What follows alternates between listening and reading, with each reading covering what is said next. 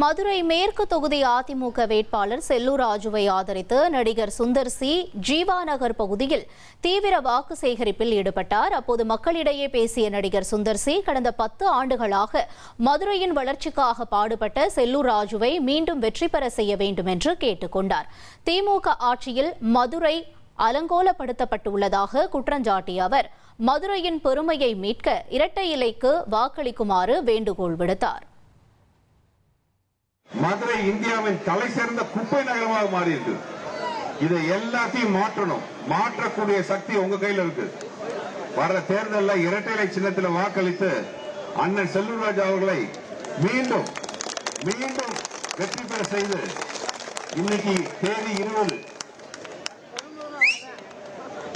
இன்னும் 15 நாள்ல அமைச்சராக பதவியேற்க போகும் அண்ணன் செல்லூர் ராஜு அவர்களுக்கு அவர்கள் கரத்தை வலுப்படுத்த வேண்டும். எடப்பாடியார் ஆட்சி தமிழகத்தில் மாறும் போது வெற்றி திலகமாக அண்ணன் செல்லூர் ராஜுவின் வெற்றி இருக்க வேண்டும் என்று உங்களை எல்லாம் பணிவன்புடன் கேட்டுக்கொள்கிறேன். இனி செல்லும் இடமெல்லாம் செய்தி.